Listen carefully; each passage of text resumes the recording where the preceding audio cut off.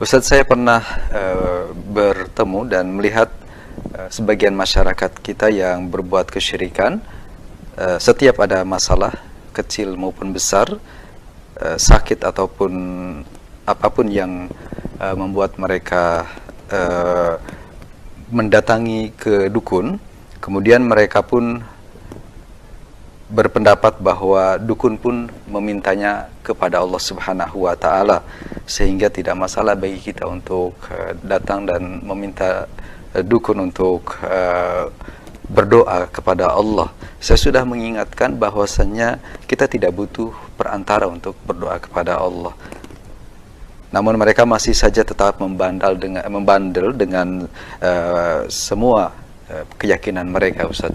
Yang jadi pertanyaannya, Ustaz, bagaimanakah cara menyikapi mereka agar bisa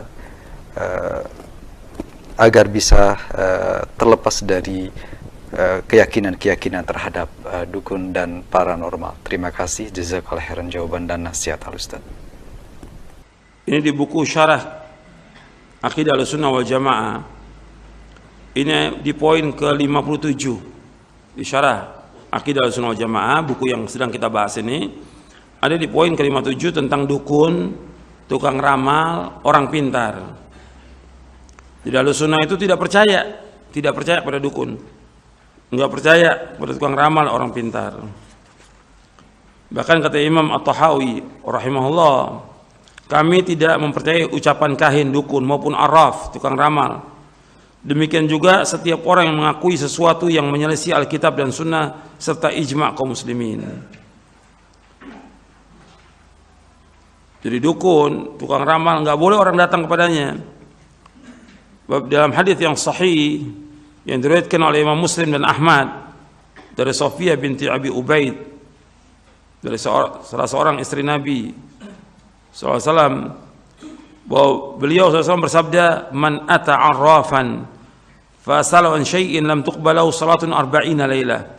Barang siapa yang mendatangi seorang peramal, orang pintar, lalu bertanya kepadanya tentang sesuatu, maka salatnya tidak akan diterima selama 40 malam. Hadis ini sahih riwayat Muslim dan Ahmad. Kemudian dari sahabat Abu Hurairah radhiyallahu an, Rasulullah SAW bersabda, man ata arrafan aw kahinan fasaddaqa bima yaqul faqad kafara bima unzila ala Muhammadin sallallahu.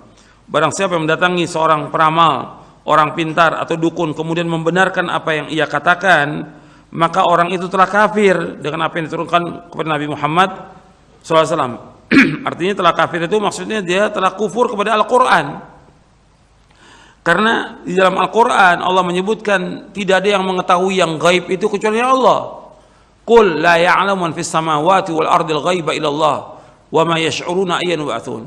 Katakanlah tidak ada yang tahu yang gaib di langit dan bumi kecuali Allah. Kan dukun-dukun, tukang ramal mengabarkan yang gaib. Dan dia mengatakan bahwa dia bisa bertemu dengan Allah, atau dia mengatakan bahwa dia sebagai perantara kepada Allah. Ini semuanya kebohongan. Semua dukun, tukang ramal, paranormal, semuanya kadzab, semua pendusta, tukang bohong. Jangan percaya pada mereka. Dan ancamannya di sini disebutkan bahwa orang yang datang kepada dukun, tukang ramal, nggak akan diterima sholatnya selama 40 malam. Yang pertama disebutkan di sini kufur dia pada Al-Quran. Yang kedua, sholatnya nggak akan diterima selama 40 malam. Kemudian juga yang ketiga, doanya nggak akan dikabulkan oleh Allah Taala. Itu yang pertama. Ada 3 poin. Yang kedua, dari yang perlu saya jawab tadi, bahwa kita wajib mengingatkan kaum muslimin secara umum dari apa yang kita mampu. Artinya kita sampaikan dalil-dalil dari Quran dan Sunnah tentang kewajiban kita beribadah hanya kepada Allah tanpa perantara. Sebab Nabi SAW mengajarkan demikian, beribadah kepada Allah. Atau dalam doa Allah menyebutkan, wa qala rabbukum ud'uni astajib lakum. Hendaklah kalian, Allah berfirman, hendaklah kalian berdoa kepadaku, aku akan kabulkan doa kalian.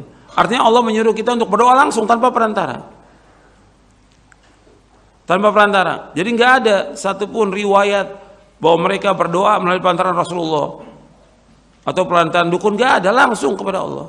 Dan dukun-dukun ini orang-orang yang sudah kafir, keluar dari agama Islam, dukun-dukunnya. Makanya dukun-dukun, tukang ramal ini semuanya pembohong mereka. Dan nggak boleh orang datang pada mereka. Nah, orang-orang ini karena kebodohan datang pada mereka, kita ingatkan, kewajiban kita mengingatkan. Yang perlu diperhatikan lagi bahwa kewajiban kita hanya mengingatkan soal masalah hidayah di tangan Allah. Dan kita hanya menyampaikan. Yang paling penting yang saya ingatkan kepada pertanyaan itu, yang kita sampaikan, yang wajib kita sampaikan pertama kepada diri kita, kepada keluarga kita. Orang tua, istri, anak, itu kewajiban kita, baru sanak famili. Adapun kepada orang umum untuk kita sampaikan, itu kewajibannya siapa? Para ulama dan para dai. Antum jangan dudukkan diri antum sebagai dai, jangan. Sekarang banyak ini orang baru ngaji, baru tahu, udah dakwah. Sudah dakwah, nggak boleh dalam Islam. Antum tahu memang kesyirikan banyak di masyarakat, tapi ini kewajiban siapa? Kewajiban ulama, kewajiban para dai untuk mengingatkan. Bukan kita dudukkan diri kita sebagai dai atau sebagai orang alim. Kita tahu dari kitab tauhid, dari syarah akidah kita sampaikan. Yang wajib kita sampaikan pertama untuk diri kita. Kita harus baca sampai paham, diulang-ulang. Kemudian kita mengamalkannya. Kemudian kita sampaikan kepada istri, kepada anak, kepada orang tua, kepada keluarga, sanak famili. Itu yang wajib. Itu kewajiban kita. Bahwa Allah merintahkan demikian dalam Al-Quran. Ya ayyuhalladzina amanu qu anfusakum wa ahlikum nara. Wahai yang beriman, jaga diri kamu dan keluarga kamu dari neraka. Adapun orang lain, itu kewajibannya para ulama. Nah, atau antum mau supaya mereka paham, antum berikan buku, boleh, antum kasih buku.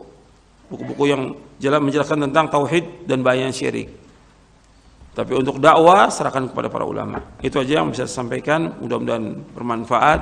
Wassallallahu nabiyana Muhammadin sallallahu alaihi wasallam wa akhiru da'wana alhamdulillahirabbil alamin. Subhanakallahumma bihamdik asyhadu an la ilaha illa anta astaghfiruka wa atubu ilaik. Assalamualaikum warahmatullahi wabarakatuh.